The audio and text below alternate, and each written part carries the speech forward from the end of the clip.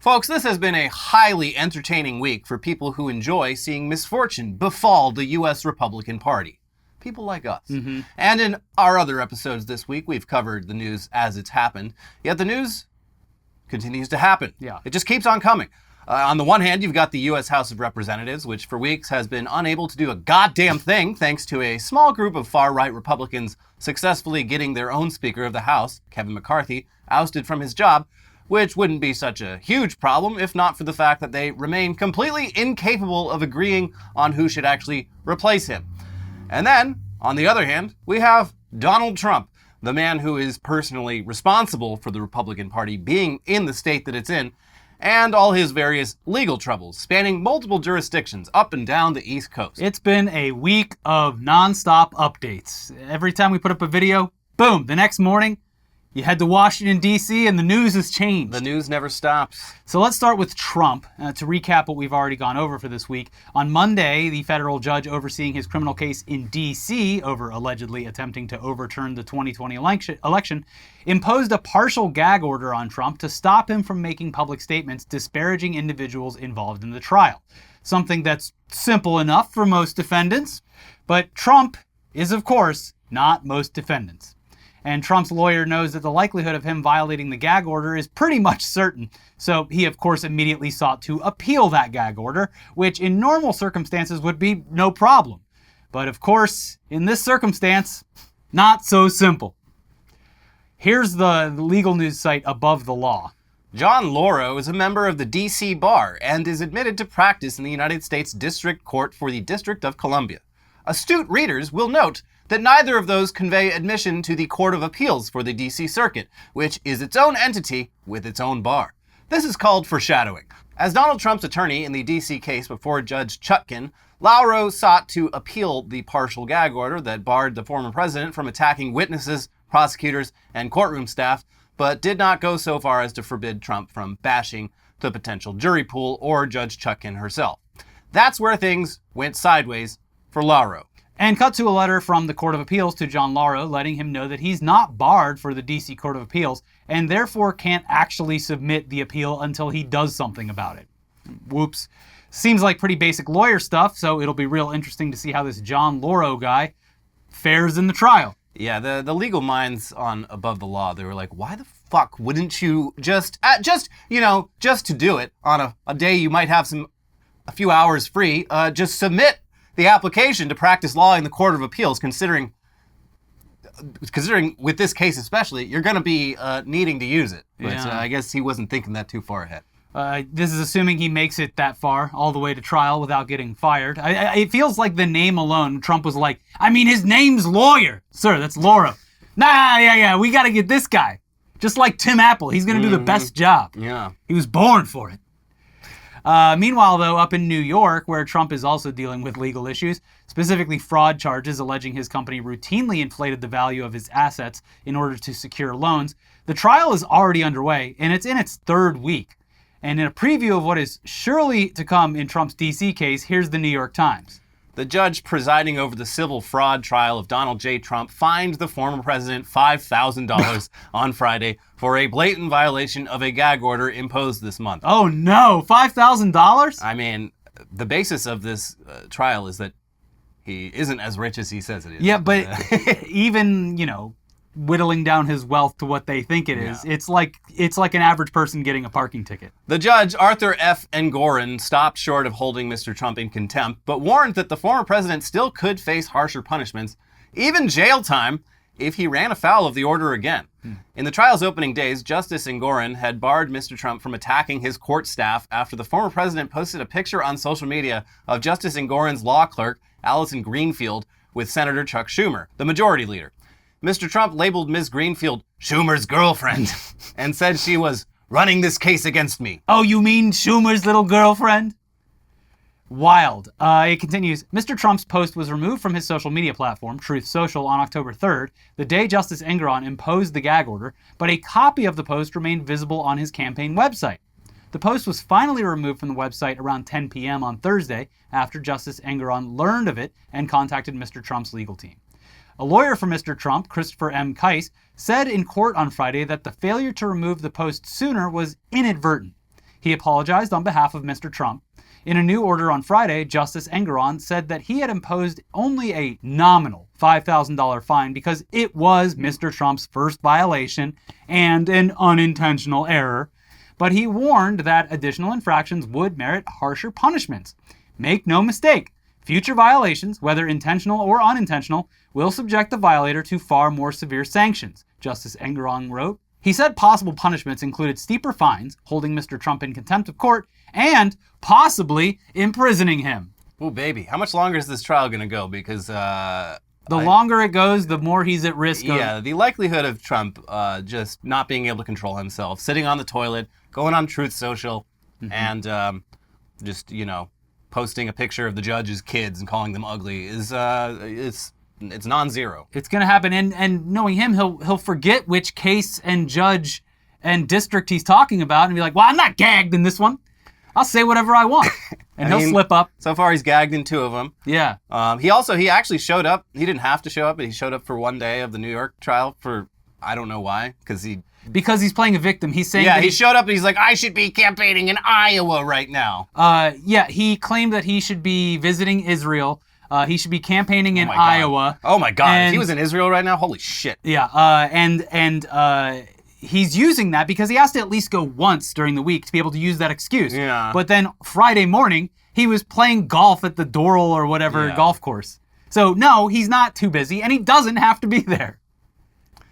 So this is very exciting. There's non-zero chance. Even if he somehow manages to dodge all the convictions, he could also go to jail for violating all these gag orders imposed on him, which are going to be very, very difficult for him not to do. What's going to be crazy is all of his weird freak followers claiming that this is like a plan to like throw him in jail while he's committing the crime in broad daylight. No, that's how it works. Yeah. If you get held in contempt, you go to jail. Yeah. It's what judges do to defendants that are uncooperative. Yeah. So anyway, let's now go check in on how things are going down in Georgia, because that's another case that he's dealing with. In our previous episode this week, we talked about how there was some surprising news that came out. Sidney Powell, one of Trump's many co-defendants in the Georgia racketeering case about efforts to overturn the 2020 election, and a real psycho in her own right, had decided to plead guilty to reduce charges in exchange for her cooperation. Release the Kraken! The Kraken is now helping the Justice Department. The Kraken has been humanely euthanized. The Kraken has turned state's witness. Yeah. So yeah, that was already pretty bad news for Trump. But just a day later, we got another fun surprise. Here's the Washington Post. Kenneth Chesbrough, a former lawyer for Donald Trump's campaign, pleaded guilty Friday to illegally conspiring to overturn Trump's 2020 election loss in Georgia, striking a deal in which he will avoid jail time and agreed to provide evidence that could implicate other defendants, including Trump himself. Chesbrough was the second former Trump lawyer to accept a plea deal in the sprawling conspiracy case in as many days. The guilty plea came in just hours after jury selection began, ahead of an expected trial next month. Chesbrough pleaded guilty to a single felony count of conspiracy to file false documents and accepted a sentence of 3 to 5 years of probation, a $1,000 fine, $5,000 in restitution to the state of Georgia, an apology letter, 100 hours of community service, and a promise to testify truthfully against any other co-defendants in the case should they go to trial. It continues. The plea is the latest legal victory for Fulton County District Attorney Fani T. Willis, whose office is prosecuting the Georgia case. In addition to flipping one of the key members of the alleged conspiracy, prosecutors now avoid a trial in which they would have had to showcase much of their evidence against Trump and others, which might have offered lawyers for other defendants a legal advantage heading into their proceedings. The potential for incriminating testimony from 3 of Trump's co-defendants could have a far-reaching impact on the former president's legal fortunes, as well as some of the other high-profile defendants, notably Giuliani, who is alleged to have been involved in Powell's and Chesbrough's efforts to help overturn Trump's laws. Alleged? He was at the lectern with her. Yeah, I mean, even if Trump manages to wiggle his way out of this one, I think Rudy is going to fucking prison. Oh, absolutely. I don't think he's wiggling his way out of anything. No. I'll tell you who this is great news for. The people who were the expected jurors on this case. I don't know. This would have been an exciting case. It would have been cool to sit in on, but man, the hatred and all of your public business being out there just because it's wrapped up in this case. They would have. I mean, I'm assuming that because the New York case has no jury because Donald Trump's crack legal team forgot to request a jury trial. Yeah. It'll be really interesting if they sequester the Georgia jury because it's a kind of fucking dangerous job to give some random people as their civic duty. Maybe they can film a little reality show and call it Jury Duty. The next season's gonna be wild. Put it on Peacock. Who's the guy who's an actual star in that? Oh, James Marsden. Yes, he needs to be involved. Yeah, get James Marsden in this jury. Mm-hmm. So this is all shaping up to be pretty great, and we're very excited to see where all these cases lead. But now let's switch gears to what's going on with the Congress vacant Speaker of the House seat. Last we checked, Jim Jordan, the only person left who actually even wants the job, had failed twice to secure enough votes from his own party members, and Patrick McHenry, the unlucky son of a bitch who's currently temporary Speaker and clearly very unhappy about it, was threatening to quit in response to a plan that would have just made him the actual Speaker instead of continuing with this shit show. Well, here's where things are now via the New York Times. Republicans cast aside their latest nominee for House Speaker on Friday, rejecting Representative Jim Jordan of Ohio during a secret ballot vote, leaving them, once again, to search for a new leader amid raging personal and political recriminations. The rejection came hours after Mr. Jordan, his support ebbing, failed on a third floor vote to win the speakership. His defeat left the party with no consensus on a way forward, and the chamber paralyzed in the face of growing pressure to get back to business as war raged overseas and a government shutdown grew nearer. After his colleagues then voted to withdraw Mr. Jordan's nomination, about a dozen House Republicans, few of them household names, quickly began making calls and exploring bids for Speaker. Quote, "We need to come together and figure out who our Speaker is going to be," Mr. Jordan said, acknowledging his defeat. He said he would turn his focus back to the investigations he's leading into the Biden administration as chairman of the Judiciary Committee. Wow. Well, back to that bullshit. Work, yeah. Anyway, I'd like to start on that now. Can we get a speaker? I can't do that. I can't do anything until we get a speaker. Well, my hands are tied. All right. It continues. Republicans plan to meet Monday to figure out their next steps and hear from new candidates. But the party ended the week with no signs of having healed any of the deep divisions that have left it essentially dysfunctional. Representative Matt Gaetz of Florida said Mr. Jordan was knifed by secret ballot, anonymously, in a closed-door meeting in the bowels of the Capitol. He added, "This was truly swamp tactics on display." A favorite of former President Donald J. Trump, Mr. Jordan's rise and fall capped an extraordinary 18 days of paralysis and chaos in the House, after hard-right rebels loyal to Mr. Jordan and led by Mr. Gaetz deposed former Speaker Kevin McCarthy, and then a wider group blocked Representative Steve Scalise of Louisiana, the number 2 Republican. "Unfortunately, Jim is no longer going to be the nominee," Mr. McCarthy said. "We will have to go back to the drawing board. I'm concerned about where we go from here," he added. "But also, you fuckers did this. Don't look to me. I'm not the speaker anymore. I'm just some congressman from Central California, I think. My job here is done." So after 2 weeks, more than 2 weeks, not only are House Republicans no closer to having a Speaker of the House, they're actually all the way back to step one. They have regressed. Like the Greek legend Sisyphus, who was damned by the gods to spend eternity trying to roll a giant boulder up a hill, only to have it always roll back down to the bottom once he reached the top. This search for a new House Speaker has no end in sight. And that is entirely thanks to the way that the Republican Party has changed over the past few years with the rise of Trump. Kevin McCarthy was ousted thanks to some of the most hardcore Trumpists in Congress, and Jim Jordan failed to take his place thanks to more moderate, old-school Republicans voting against their party moving even further to the right. Yeah. It's just general disarray. Incredible to watch it happen. Anyways, a number of GOP representatives have surprisingly thrown their hats into the ring now that Jordan is out, and they're all names that no one outside of their home states have even heard of. As of Friday afternoon, the people vying for the gavel were Kevin Hern of Oklahoma, Austin Scott of Georgia, Tom Emmer of Minnesota, Jack Bergman of Michigan, Pete Sessions of Texas, and Byron Donalds of Florida, with Jody Arrington of Texas and Mike Johnson of Louisiana also reportedly considering running. Again, that image of the Japanese baseball game with names all over it. Todd Gonzalez. Pete Sessions? Sure, whatever. Surely House Republicans will be able to quickly decide on which of these 8 people should be their new leader once they reconvene on Monday. It's going to be smooth sailing from here on out. In the meantime, let's add some more names. Yeah. Let's get all the best people up for this job so we can vote, 20 more times to figure out who it should be. Until whoever's the front runner gets tired of the process and drops out. At this point, it might be free recognition for all of these lesser named Yeah. You get your name in the news. Yeah, and it's like, picture. I didn't, throughout the most chaotic House Speaker search, I didn't get picked. Oh, big deal. But at least got my picture in the newspaper. Yeah. And not the local one, the Washington Post. That's right. Our capital city's paper of record. Yeah. Anyways, just switching gears now back to a little bit more legal news. Here's some more Schadenfreude for you to enjoy. Remember how prominent conspiracy theorist Alex Jones spent years defaming the families of children killed in a mass shooting and then got sued for it and lost and now owes an absolutely insane amount of money because of it? Well, since then, he has, of course, been doing anything he possibly can to avoid paying the literal billions of dollars that he owes to those families. But it ain't really working too well for him. Here's ABC News. A Texas judge has ruled that InfoWars host Alex Jones cannot use bankruptcy protection to avoid paying more than $1.1 billion to families who sued over his conspiracy theories that the Sandy Hook school massacre was a hoax. The decision is another significant defeat for Jones in the wake of juries in Texas and Connecticut punishing him over spreading falsehoods about the nation's deadliest school shooting.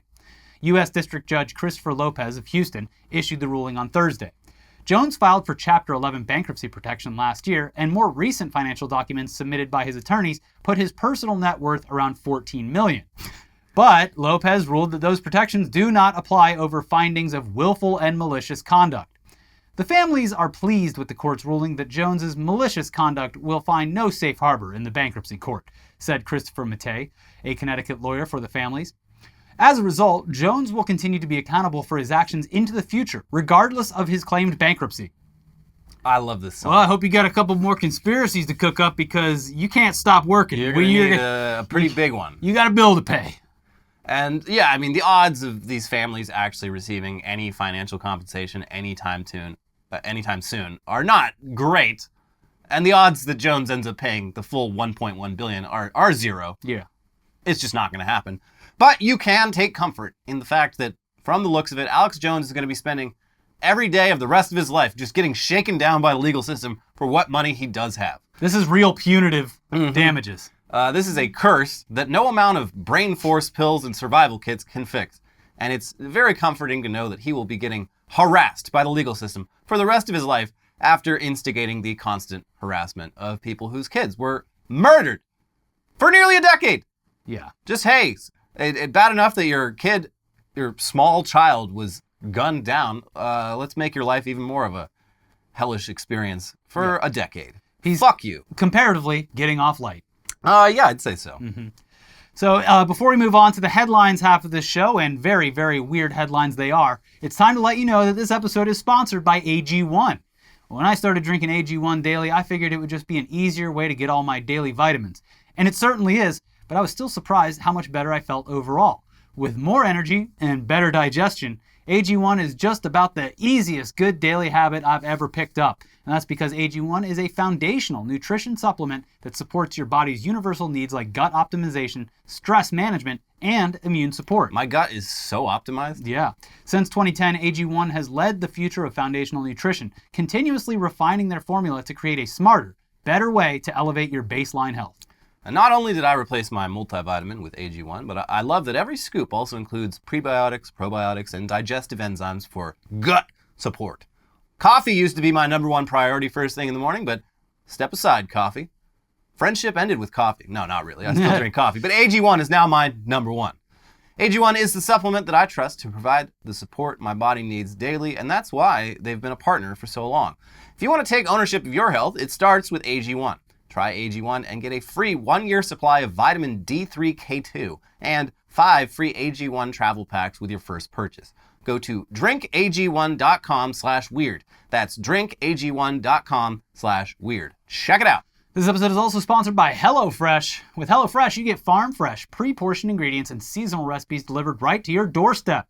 Skip trips to the grocery store and count on HelloFresh to make home cooking easy, fun, and affordable. That's why it's America's #1 meal kit.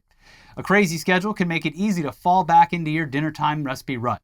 Keep mealtime exciting with over 40 recipes to choose from every week, so there's always something delicious to discover with HelloFresh. With so many in-season ingredients, you'll taste all the freshness of fall in every bite of HelloFresh's chef-crafted recipes. Produce travels from the farm to your door for peak ripeness you can taste. HelloFresh does all the shopping and meal planning for you. Ingredients arrive at your doorstep pre-portioned and ready to cook, along with pictured step-by-step recipe cards. How easy is that? Very easy. Even though the fall can feel jam-packed, HelloFresh makes whipping up a home-cooked dinner actually doable with quick and easy options, including their 15-minute meals. That's less time than it takes to get delivery. And with everything pre-portioned and delivered right to your door every week, it really is a no-brainer. HelloFresh also owns Green Chef, who's also a sponsor of this show, and with a wider array of meal plans to choose from, there is truly something for everyone. One of our favorite things about HelloFresh is that it lets us dip our toes into vegan and vegetarian cooking with meals that are so good that the question, where's the beef? Your parents will get it. That never crosses our mind.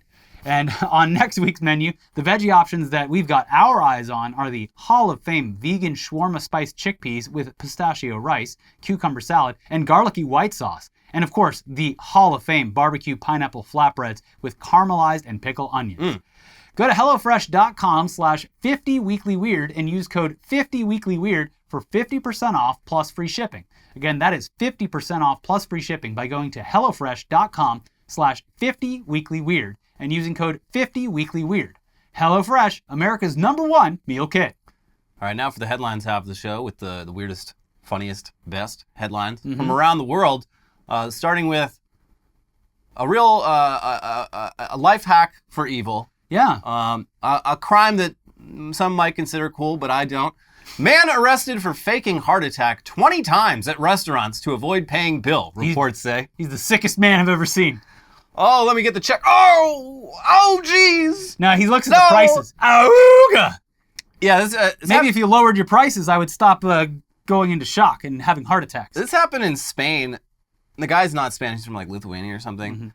And he, first of all, like all the meals that he dined and ditched on were like you'd think he's like going wild, like keep him coming. No, he owed like, I don't know, $30, and he would try to like just sneak out the door, and they'd be like, "Sir, you haven't paid yet," and that's when he would fake the heart attack. And a lot of times, like even after ordering and talking with the waiters in Spanish, like when he would try to leave, he'd be like, "Oh, no español, sorry." Yeah. Anyway, bye. But they one of the places he did this, they took his picture while he was on the ground, like faking a heart attack, and sent it around to all the restaurants in the area. So Has this man had a heart attack in your business? His picture, like, this man has a heart attack. No, he didn't. He has the perfect thing to do right now, which is tell everyone that a doctor actually diagnosed you with panic attacks, because I've had a full-blown panic attack and it feels like you're having a heart attack, and then he can like play it off as like, well, I just have a debilitating anxiety problem. Yeah, it's actually ableist for you to refuse service and not give me free food. So there you go. I don't know if that'll fly over in Spain. That's more of an American thing. Well, the bill comes, oh my God, my anxiety, my financial anxiety. Yeah. And then so I just look, I didn't get much. I'm just going to walk out, maybe bring some money back next time. But on the way out, someone confronts me. Another panic attack. It is wild that he did this 20 times before finally getting arrested for it. That is a level of confidence. Well, maybe if you stop putting so much salt in your food, I wouldn't have a heart attack every time I eat here. That's true. Restaurants do put too much salt in their food. Where was he eating? Ironically, the Heart Attack Grill. No, he was eating in Spain. They don't have... Probably very healthy. I mean, jamón ibérico is delicious. It's very salty. There you go. Very, very salty. I think we've cracked the case. It was salt that was the real criminal. Yeah, it was that salty Spanish food. Mm-hmm. Half-eaten great white shark washes up on Australian beach after suspected killer whale attack. This is gnarly. This is a giant shark just like bitten in half just on the beach in Australia. Like, oh, hey, look at that. Yeah. There it is. Well, finally, the killer whales are going after a different species. I mean, they've always had beef with the great whites. This article, like, it lists like some other times that shit like this has happened, and it's like, I mean, the great white is terrifying, because they have in the past actually attacked people. Yeah. Orcas have never intentionally attacked a human being in the water, but if they wanted to, it would be a bloodbath. Like They have done it intentionally in captivity water, but not in the Yeah, but that was like personal. Yes. I took that personally. Yes. But yeah, they do this thing where like they're just like running circles around these great whites. They'll grab it by the tail and like pull it up to the surface and make it like suffocate to death. Yeah. And they never eat the whole shark. They don't like it. They'll just rip out the liver and then just let it float away, and that's how it ends up on the beach. It's like when you have a bully at school, but you're also friends with someone bigger than that bully. Who's who in this situation? I'm me, the dork, who had a big friend Okay. and would get bullied. The and then shark would be, is the bully? And then would hide behind my friend Dan. Yeah. Yeah, orcas, just endlessly fascinating creatures. Mm-hmm. And yeah, I think they did this as a message too. They're like, just in case you forgot, Yeah. we are capable of just, this kind of murder. This level of cold-blooded murder. We are fully capable of it. This was nothing for us. Either that, or it's like a peace offering, like when cats bring you like a dead mouse or something. They leave it there on the shore, and they're like, "Hey, are we good?" I wonder if great white meat is It's probably terrible. yeah, it's probably not good. Mm-hmm. I've had like shark meat, but I think You it's like, monster! I mean, it was like tiny sharks in like Mexico. You monster! Babies? Yeah. No, Wow. not babies. This is as big as they A get. baby shark? Do. Yeah. I ate it. Do. Sorry, kid. Welcome to the real world. We eat sharks up here. Yeah. Man who pretended to be mannequin in Warsaw shop window charged with theft.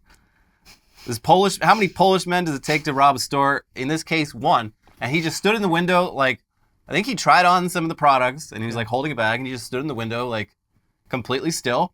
And they closed up the mall, and he robbed the place. And Amazing. there's a picture of him. Well, in the he was window. successful. Well, they also caught him on video and caught him very easily after that. The fact that he even stayed as a mannequin for the place to close and no one checked or knew that there was a living human being in there is a success in my book. It's pretty good. Yeah. Because I would have thought that someone would have been like, "Excuse me, what are you doing?" Yeah, like this was a bold strategy because, like, It's like how kids think they can go invisible by not moving. yeah. Yeah, I mean, the human eye, the human brain is just it's very good at spotting, like, real human beings. Yeah. But I guess if you're a security guard at a mall for long enough, it's just like, you're not really paying attention. Well, if they need to search, they go find all those human statues at all the tourist spots. Because you'd imagine that something Oh, would yeah. be moving, too, the entire time. But Yeah, if it would be- This is a developed skill. It would be hard to do. You gotta check all the human statues in the town squares. And so check your local yoga studio. Yes. They do a lot of poses that they hold for a long time. Namaste, real still. Uh-huh. Nama steal your merchandise. Yeah. That probably goes against something in yoga, but whatever. No. Yoga is all about the self. And myself needs some clothes. Yeah. New Guinness World Record, spiciest pepper, Pepper X, is 3 times as spicy as Carolina Reaper. Stop. Did- Just stop. Did Elon Musk name this? No. It's this guy, Curry. Can't remember his first name. He invented the Carolina Reaper. Another name that fits perfectly with what he ended up doing. Yeah, you would think he'd be more into like Indian cuisine. Not spicy enough. Yeah, no, he invented the Carolina Reaper like, I don't know, 15 years ago. And yeah, he invented this Pepper X, 3 times spicier than Carolina Reaper. The guy who invented it and spent years like breeding it, he said, yeah, I tried it. It fucking sucks. I hate it. Like, I felt like shit for a whole day. I'm sure. It's so weird. Like, you forget that the rise of these incredibly super spicy peppers, this is a recent thing. Yeah, this is not a natural... It's like with weed. Like, these are psychos just like getting real into botany and just getting into like an arms race with themselves. Mm-hmm. And in this case, at least like with weed, it's like the appeal is there, although at a certain point it's just like, just do fucking heroin. But yeah, with like the spicy stuff, it was like, who is this for? Why? You're just doing this to say that you did it. Everything was pre-planned by the Lord above. He knew First We Feast was going to come out, and these celebrities are getting too strong. And this Pepper X is hideous. Carolina Reaper was already kind of an ugly pepper. Pepper X. Well, it's they not have even- to look horrific so that you don't touch Yeah. them. That's like a natural defense. But it's not even something you could grow just to like look at. It's butt ugly. It looks like a fucking micro penis. Yeah, well, I don't know what to tell you. This guy, he has clearly embraced his role as a mad scientist Yeah. who is successfully creating the hottest foods on earth. He's just doing it because he can. Yeah. Imagine this guy like They said that goes back in time and gives this to like a prince. Oh my god. Yeah, they said that Pepper X has more Scoville units than like police mace and bear spray. Oh, I believe that. I feel like the Carolina Reaper is worse than that. No, I don't think the Carolina Reaper reached that. But yeah, so You think this guy's ever touched one and then went to the bathroom and got it all over his dick? I was like, one of my friends had one of the, I think it was like Da Bomb. And We have it over there. I was looking at it, unscrewed it to smell it, screwed it back on. Didn't get any of it on my hands, well, at least not to my knowledge. Yeah. But apparently there was some residue. And like half an hour later, I touched my eye and I was in just excruciating pain for about a half an hour. It was terrible. Yeah. What is the point? These are because weapons. then I get to You're watch, making biological weapons. I get to watch the videos online of people suffering through it. But like, even Hot Ones is fake now. They're not actually. Like, No. I mean, like, there's probably like some TikToks. Oh, yeah, okay. Yeah. But Hot Ones is definitely fake. If you go back and watch like season 1 of Hot Ones, like Nobody survives. These people are experiencing pain, and like now, they hardly even react. I don't believe that they're actually ingesting the hot sauce. I'm sorry. I don't know. I think they're training for their big premieres, so they're probably eating all this stuff weeks in advance. Maybe. Yeah. I don't know. Anyways, welcome to Pepper X. Yeah. And in other Guinness records, British cat's 54.59 decibel purr breaks world record. That's a pretty. This is loud like purr. having a fucking dinosaur in your house. Yeah. Yeah. Yeah, I wanted a cat, not Chewbacca. And this Yeah. cat also, most cats, the purr is an occasional thing. This cat just purrs constantly. Well, it's because it's British and it gets drunk too much. Yeah. It's like the snoring after drinking too much booze. Yeah, stop giving this cat- cat those real ales. Stop it. They're not even good. Yeah. You're pretending to like it. Ozzy Osbourne admits he used to pee his pants on stage. I was wet anyway. I was wet anyway. Sharon, I've done it again. I've pissed me pants. And yeah, I mean, back in the day, he'd throw water all over the crowd. He'd be covered. He'd be drenched, and it's like, yeah, piss yourself. It's like pissing in the ocean. Yeah. We all do it. It's a whole ocean. Yeah. It's like, well, a wetsuit, you do it to keep warm, and Yeah. maybe Ozzy was a little cold. Yeah. Could be. Yeah. Up there on that stage, covered in all that water. Piss yourself. If you see someone working hard, pissing themselves, I would just say, you know what? That's none of my business. Yeah. And it's smart, too. Just make sure you're wet on stage all the time, because the piss incidents, they do happen. There was that Fergie pissing herself at San Diego Street Scene 2006, I think. Why do you know that? I don't know why I know that, but it's always one of the funnier, like, just images is just her covered in... anytime That's why he had the adults buckets of water. pissing themselves is like, it's very unfortunate, but it's naturally funny, because that's something a child does. Yeah. And you just did it as an adult. Well, that's probably why he had the buckets of water, and he's just playing that off because that was him flushing. Yeah. Like, oh, I need another bucket of water. I'm too hot. No, you just pissed yourself, and you need to like have all the piss go down. Mm-hmm. Well, whatever. The point is, the crowds had a great time. Yeah. Mm-hmm. They loved That's it. a true performer. They loved it, and they loved the piss. That's right. St. Louis cancels youth football team's season after parent allegedly shot the coach. These sports parents, They're lunatics. they're, unhinged. It was literally just because the kid was he wasn't a starter. He was on the bench. Shot the coach like 4 times. He barely survived. But the coach is also pissed. He's like, hey, wait, no, this is, I just survived a near-death experience. This is going to be so inspirational to the kids that I coach, and now you're canceling our season? Like, no. We had a great record. This is a conspiracy to take Disney this was team about to down. buy the rights to this story. Yeah. Yeah. And yeah, it's unfair. They're punishing this coach after he was already shot. They're punishing all the kids on his team that don't have parents who are attempted murderers. Mm-hmm. Let the kids play. Let them play. and so that Disney can make a movie about it.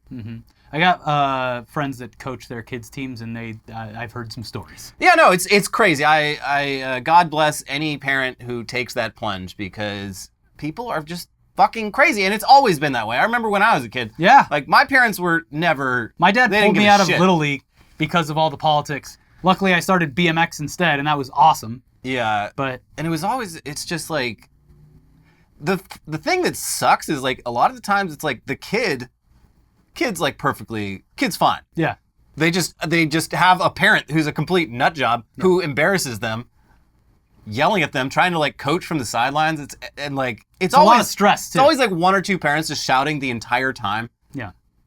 Like, do you know how ridiculous you look? And your inside? child doesn't know anything about the world, so all they know is that they're like upsetting you or something. Yeah, like, horrible. I'm sorry, your kid's not fucking Pele. Like, this is literally just an excuse for them to get like some much needed exercise. Yeah, so and meet other build, friends. like team yeah. building exercise. Like, this isn't.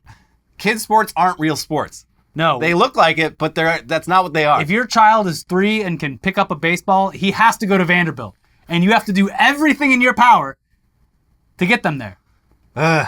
Even if it means taking it out on other parents. Hopefully with fisticuffs. No. Yep. Not in this country, though. But speaking of piss, Amazon let its drivers' urine be sold as an energy drink. Oh, cool. Not really. Well, Did it work?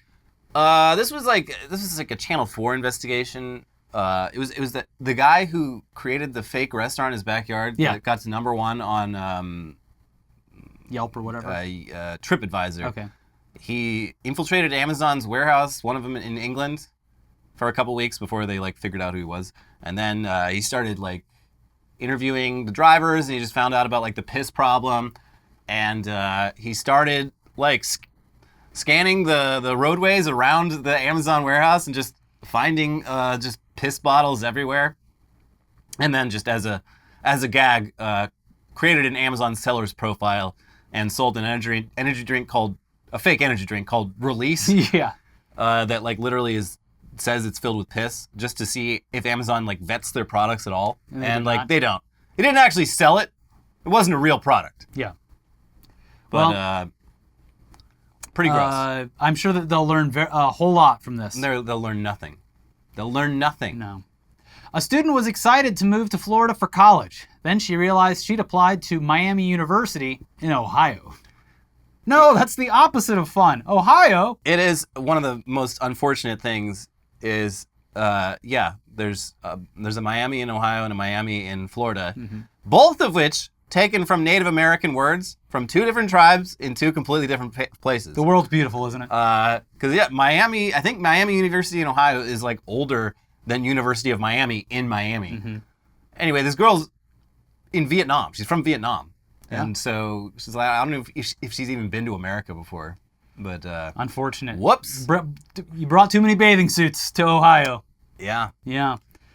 This is just this week, someone posted about the fact that there's a help desk in the Austria airport for people who accidentally booked their flights there instead of Australia. How common is that? Apparently common enough to where they have a rerouting person. What? Yeah.